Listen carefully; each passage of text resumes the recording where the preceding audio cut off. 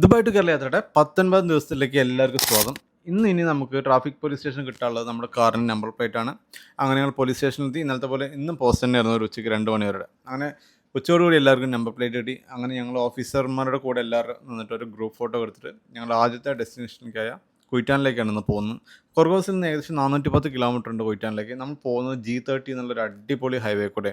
ഈ പോകുന്ന വഴിക്കാണ് നമ്മുടെ ചൈനീസ് എഞ്ചിനീയറിൻ്റെ അടിപൊളി സിമ്പിളായ ഗുസിഗോ ബ്രിഡ്ജ് ഉള്ളത്. 2 കാനിയൻസിനെ നമ്മൾ കണക്ട് ചെയ്തുകൊണ്ടാണ് ഈ ബ്രിഡ്ജ്. ഈ റോഡിൽ കാറുകൾക്കുള്ള ടോൾ എന്ന് പറയുന്നത് $24 ആണ്. അങ്ങനെ കുറച്ച് നേരം കൂടി നമുക്ക് നേരെ പോയി കഴിഞ്ഞാൽ നമ്മുടെ ലെഫ്റ്റ് സൈഡിലായിട്ട് last tear drop of Atlantic Ocean എന്നറിയപ്പെടുന്ന സൈറാം ലേക്കിലേക്കാണ് നമ്മൾ ചെല്ലുന്നത്. അത് ആ സൈഡിലായിരുന്നു, നമുക്ക് നിർത്തി അങ്ങോട്ട് പോകാൻ പറ്റിയില്ല. ഇതൊരു ഫ്രഷ് വാട്ടർ ലേക്കാണ് കേട്ടോ. ഗംഭീരമായ മലകളാലും ഗ്രാസ് ലാൻഡുകളാലും ചുറ്റപ്പെട്ട് കിടന്ന ഒരു അടിപൊളി തടാകമാണിത്. ഇവിടേക്കുള്ള എൻട്രൻസ് ഫീസ് എന്നുള്ള 2 സീസണിൽ 2 പ്രൈസാണ്. 1 നവംബർ ടു 15 ഏപ്രിൽ വരെ 75 യുവാനും 16 ഏപ്രിൽ ടു 31 ഒക്ടോബർ വരെ 145 യുവാനുമാണ്. ഞങ്ങൾ ഓപ്പോസിറ്റ് ഡയറക്ഷൻ ആയതുകൊണ്ട് അകത്തോട്ട് പോയില്ല. കുറച്ച് കഴിഞ്ഞപ്പോൾ ഉണ്ട് കറുത്ത നിറത്തിൽ ഒരു ലേക്ക് കൂടി ദൂരത്ത് കാണുന്നുണ്ടായിരുന്നു.